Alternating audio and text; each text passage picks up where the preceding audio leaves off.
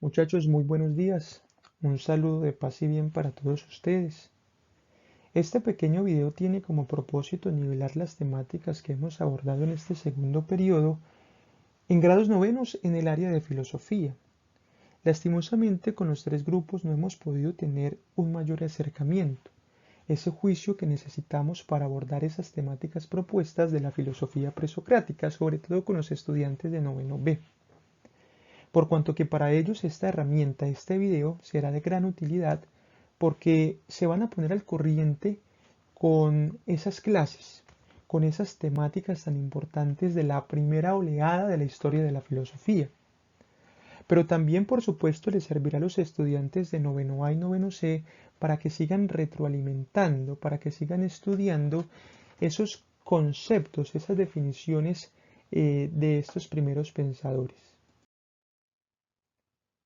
Importante entonces, muchachos, que nosotros recordemos las últimas clases de primer periodo y lo que llevamos de este segundo periodo, porque en esas clases nosotros hemos profundizado en algunas concepciones importantes de la filosofía presocrática y sobre todo, y que creo lo más importante, muchachos, en las diferencias o las rupturas de esta filosofía con el pensamiento mitológico. Si ustedes ven en la diapositiva, nosotros vamos a partir de dos grandes conceptos: el saber prefilosófico y el saber propiamente filosófico, simbolizado por los filósofos presocráticos. ¿Qué vamos a entender por saber prefilosófico?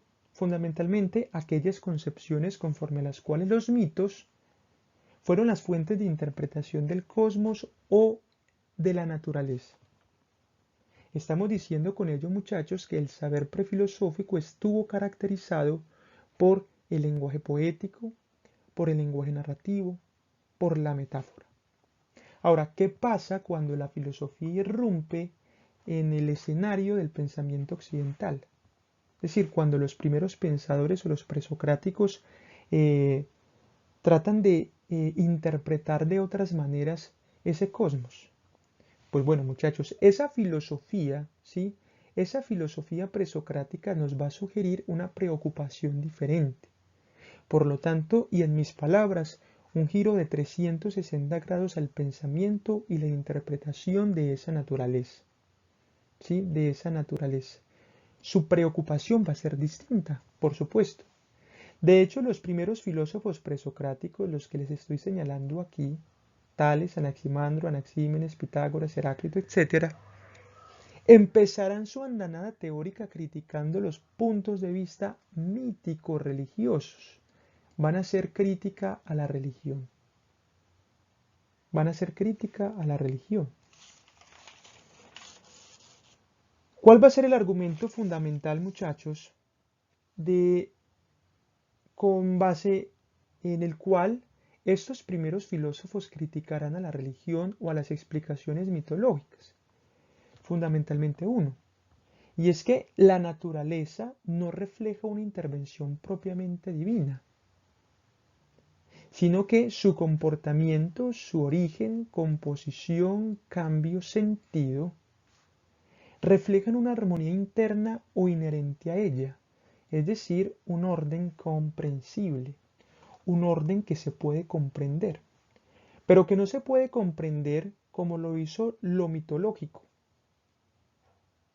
o como lo planteó la mitología, con la metáfora, sino con otras herramientas muy especiales. Esas herramientas van a ser dos herramientas: el análisis racional y la observación empírica. El análisis racional y la observación empírica. De hecho, muchachos, cuando nosotros hablamos del origen histórico de la filosofía, hablamos e insistimos mucho en eso, del pasos del mitos a logos. El mitos, lo metafórico, ¿m? El logos, la razón o el argumento.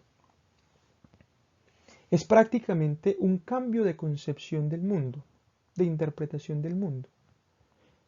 Con base en ese cambio de explicación y concepción del mundo, fue posible el nacimiento, por ejemplo, de la ciencia física, de la matemática, de la biología, en fin. ¿Listo, muchachos? Entonces, para que no se nos olvide, La interpretación filosófica diferirá del mito, en tanto que el mito se vale de narraciones, leyendas y creencias tradicionales, ¿sí? Y nosotros recordemos a estos dos grandes juglares griegos, Homero y Hesíodo. La Ilíada y la Odisea y la cosmogonía hesiódica. ¿Listo? Mientras que la filosofía va a sacudirse un poquito de la metáfora y de la poesía y va a asir, a aprender en la razón y en los sentidos, ¿sí? La importancia de analizar objetivamente la naturaleza. Es decir, estamos diciendo que los primeros sabios, que esos primeros filósofos encontraron que para acercarse a esa naturaleza alejada de lo mitológico, tan extraña y enigmática, es posible en la medida en que excitemos o ejercitemos la razón, esa capacidad de analizar, ¿sí? Esa capacidad de pensar y por supuesto aguzar la observación empírica, los sentidos, el oído, el gusto, la vista, el olfato. Bien, esas dos herramientas, la razón y los sentidos, serán las fuentes que les permitirá a los filósofos presocráticos asumir una actitud teórica, teórica. Y recuerden ustedes la palabra teoría, que en su definición etimológica significa contemplación. Cada vez que un científico hace teoría, está contemplando. Y esa fue la actitud con base en la cual los filósofos presocráticos, ¿sí?, asumieron sus interpretaciones, es decir, con una actitud teórica. Entonces, recapitulando, teoría, teoría es un término griego que etimológicamente significa contemplación. Entonces los primeros filósofos no narraban, sino que contemplaban. Es decir, buscaban descifrar el orden comprensible de esa naturaleza o de ese cosmos. Es decir, determinar cuáles son sus causas, su procedencia o sus principios, lo que nosotros tanto hemos llamado el arqué. Eso es muy bonito, muchachos. Estamos diciendo que gracias a que estos personajillos meditaron, pensaron racionalmente, nosotros tenemos ciencia. Porque muchas veces sucede que nosotros decimos, no, qué ingenuo, qué tontería la que pensó Tales de Mileto, ¿cómo así que el agua? ¿Cómo así que el fuego en Heráclito? Pero es porque no vemos en perspectiva, porque no los contextualizamos. Estos han sido prácticamente los padres, nuestros padres del pensamiento. ¿Listo?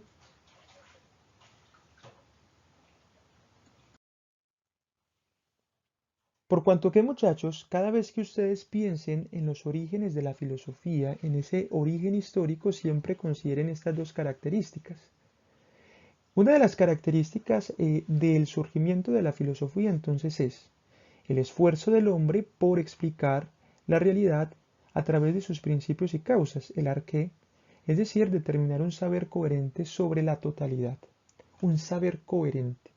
Con coherente no estamos diciendo que lo mitológico no fuese coherente, sino que estamos diciendo que es un saber coherente con la coherencia misma de la naturaleza, con esa relación entre la explicación y la creencia y lo que efectivamente pasa en ella. Y la segunda, la filosofía desplaza las explicaciones míticas o religiosas y las sustituye por explicaciones racionales y sistemáticas. Cuando nosotros encontramos estas dos palabrejas, racionales y sistemáticas, entonces estamos diciendo que las explicaciones de los primeros filósofos fue un primer intento por hacer ciencia. Sistemática significa ordenada, y la ciencia nos da ese sentido del orden, de una explicación o de argumentos ordenados que permitan tener mejores datos de ese mundo circundante.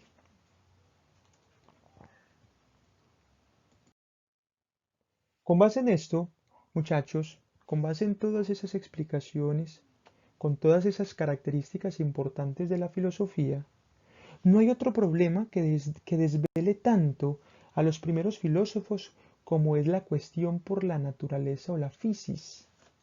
La naturaleza o la physis. Naturaleza entendida, por supuesto, como dijimos, enigmática, ¿sí? O abierta a las interpretaciones. De hecho, van a ser muy disímiles las interpretaciones de acuerdo a los filósofos, a esos primeros filósofos de la naturaleza. Entonces, por naturaleza, recordemos, muchachos, también en ese primer ejercicio de lectura que propusimos más o menos hace como 15 días, que por naturaleza se entendía en ese texto, ¿sí? Que por naturaleza se entendía en ese texto tres, digamos, cosas muy distintas, aunque relacionadas entre sí.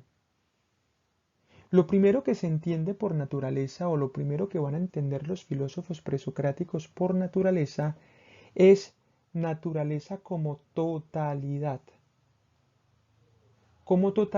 o physis.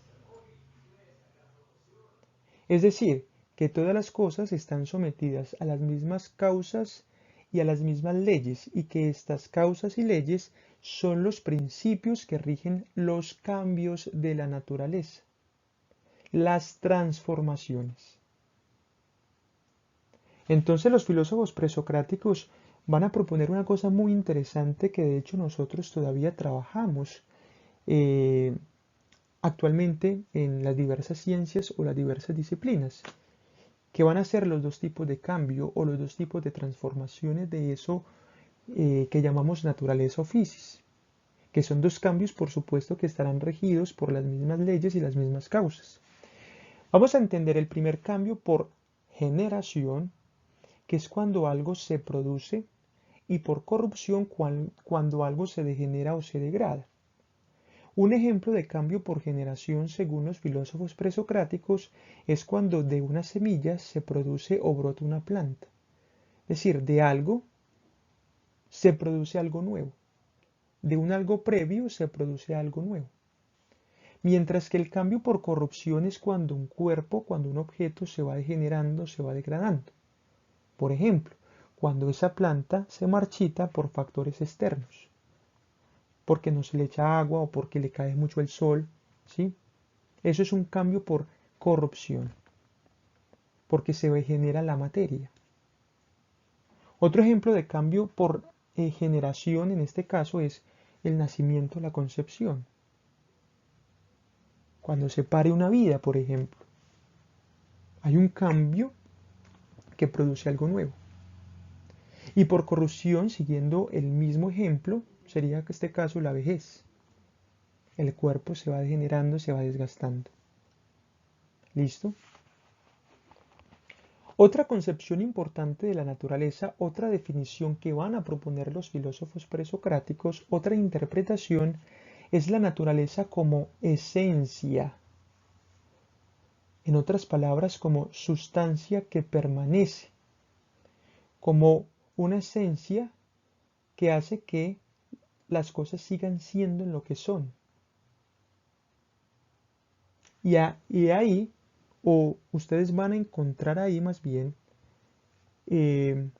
las concepciones tan difíciles, las luchas que van a tener un filósofo y otro, ¿sí?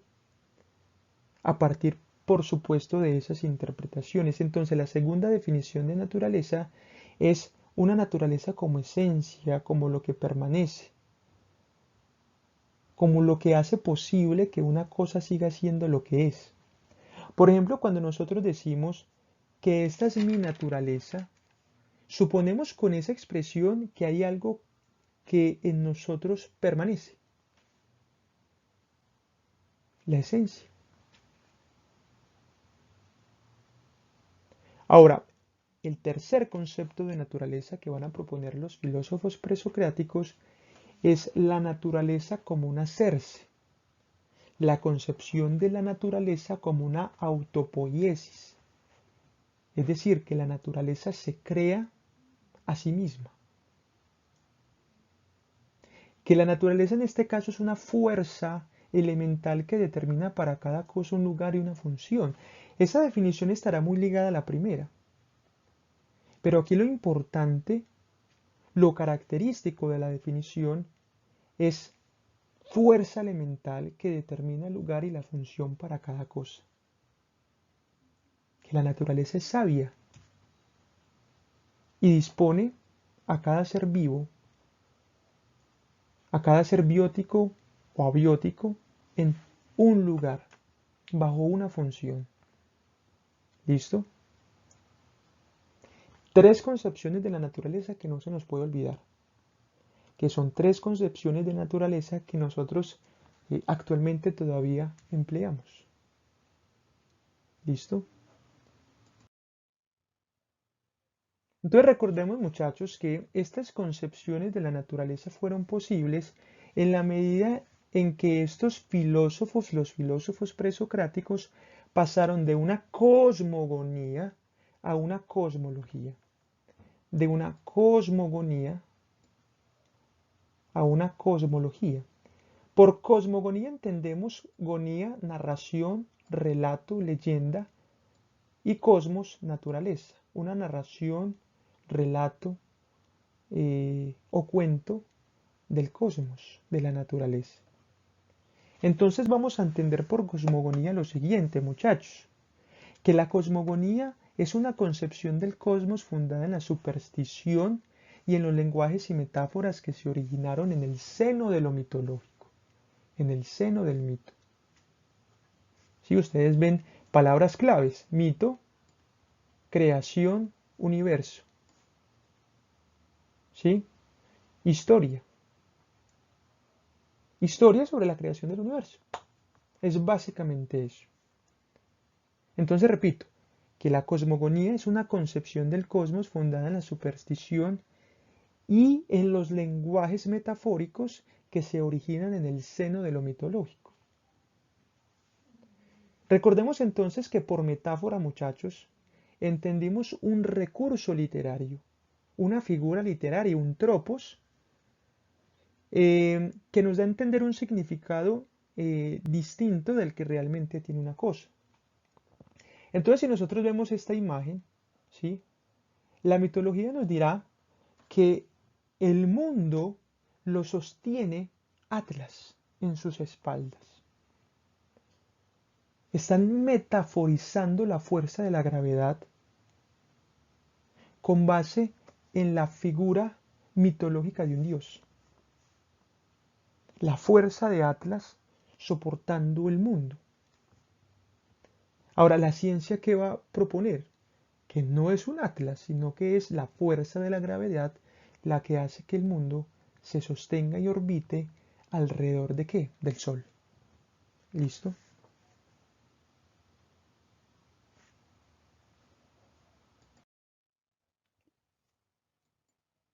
Esto sí que es importante entonces. La diferencia entre la cosmogonía y la cosmología es que la cosmología, muchachos, es una rama seria del conocimiento que pretende estudiar el universo en su conjunto desde sus principios y causas, desde su arqué. ¿Sí? Que la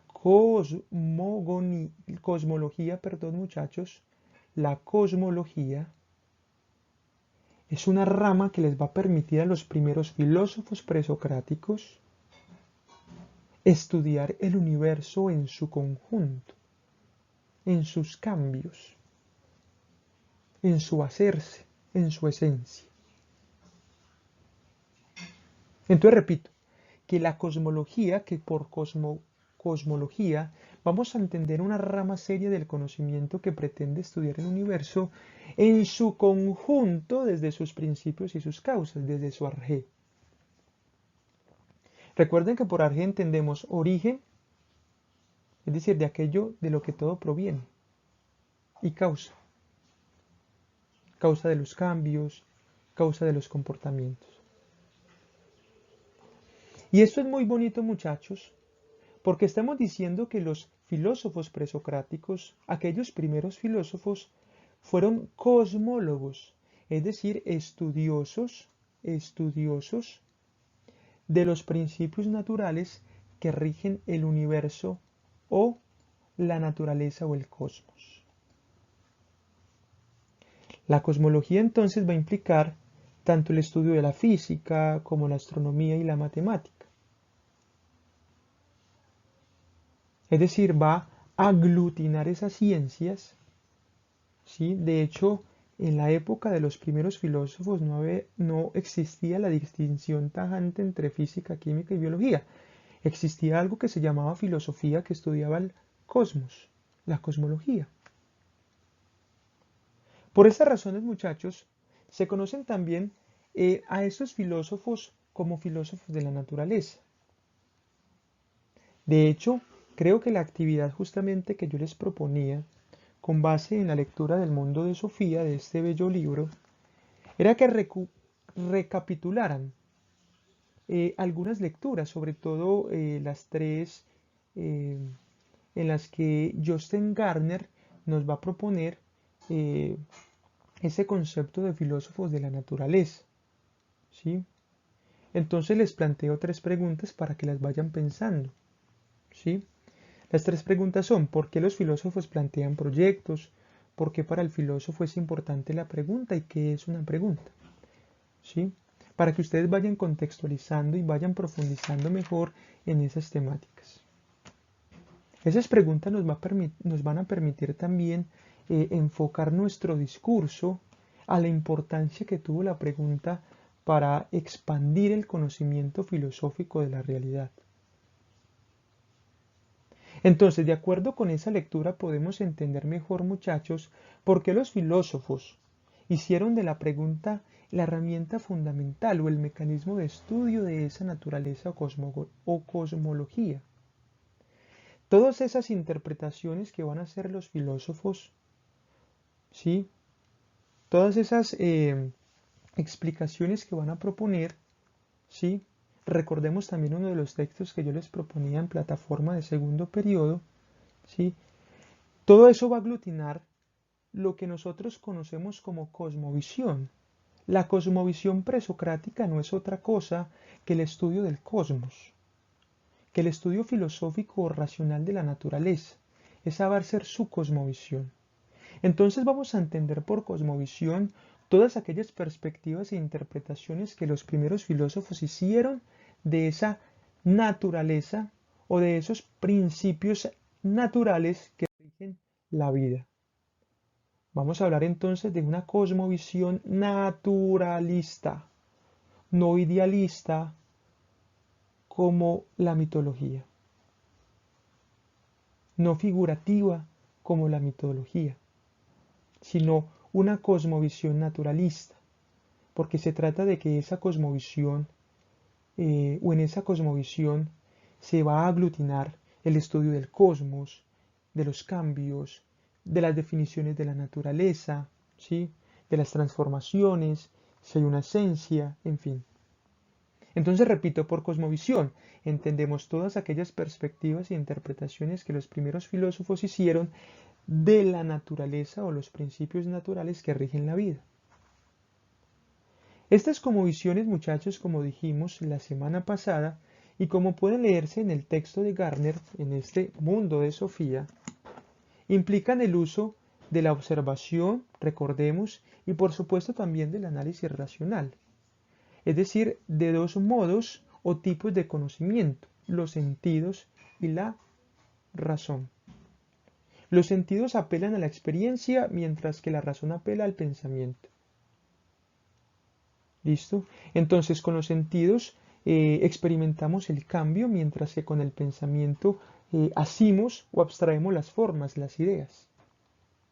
La paradoja consiste, muchachos, ¿en qué? La paradoja consiste en qué?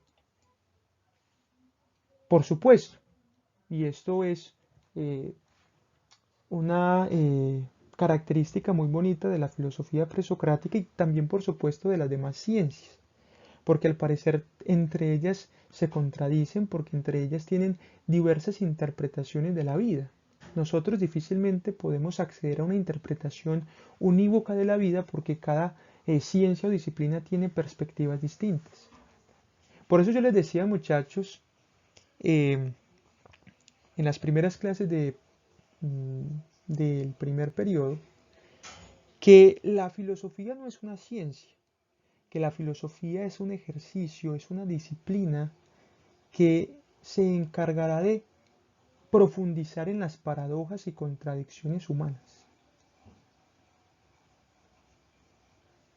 Entonces, la paradoja consiste en determinar cuáles son los mejores métodos para alcanzar la verdad, es decir, saber qué son las cosas o de qué está compuesta la naturaleza, cuál es la esencia, eh, cuál es la esencia, si las ideas o los cambios, ¿sí? Entonces vamos a ver que de acuerdo a la interpretación, por supuesto, las explicaciones van a ser disímiles. Listo, muchachos.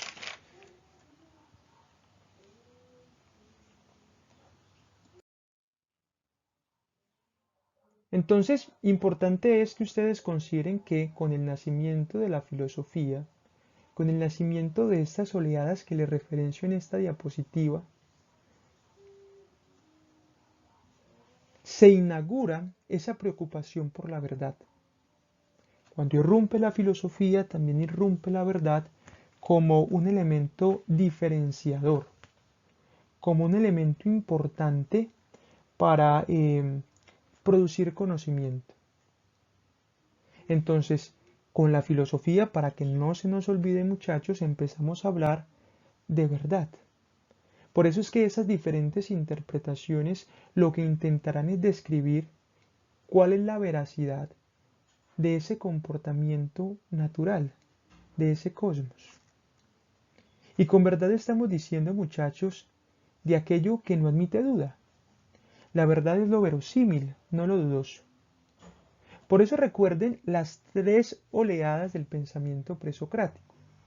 Entonces, la primera oleada, los filósofos jonios o materialistas, es decir, los filósofos como Tales de Mileto, Anaxímenes y Anaximandro, que dirán que el sustrato del cosmos o sus principios naturales yacen en elementos concretos, agua, aire. Esto nosotros los conocemos como monistas. Es decir, monistas, ¿por qué? Porque explicarán que el elemento primordial, el arqué de las cosas, yace en un único elemento. En este caso, Tales dirá que el agua, Anaxímenes dirá que el aire. Son monistas, es decir, explicarán con base en un solo elemento esa naturaleza. ¿Listo?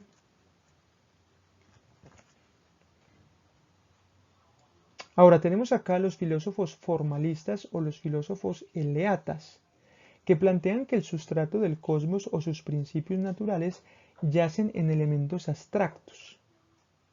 Yacen en elementos abstractos. Por elemento abstracto yo entiendo formas, ideas o arquetipos.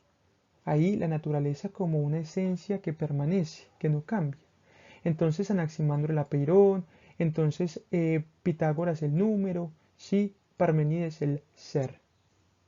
Es decir, son conceptos estáticos, son conceptos que difícilmente tienen transformaciones o cambios. Y por último, muchachos, los filósofos pluralistas que van a ser o materialistas o formalistas. En este caso, Demócrito será un filósofo materialista porque él piensa que el principio arqué de las cosas son los átomos, es decir, la reunión de partículas, por eso es que son pluralistas, porque consideran que no es uno, sino muchos, En este caso, Demócrito dirá que son muchas partículas que se reúnen y que en esa reunión pues constituyen la realidad. Y del aspecto formal, pues está Empédocles, Anaximandro y Anaxímenes. Los filósofos pluralistas plantean que el sustrato del cosmos o sus principios naturales yacen en la relación constante de principios concretos y abstractos de muchos elementos. Listo, muchachos, entonces dejamos esta explicación. Recuerden hacer las actividades que les dispuse a ustedes en la plataforma, que retomemos las lecturas del mundo de Sofía y nada, vamos a seguir emprendiendo este camino tan bonito y tan enigmático de la filosofía presocrática. Un abrazo, muchachos. Un saludo.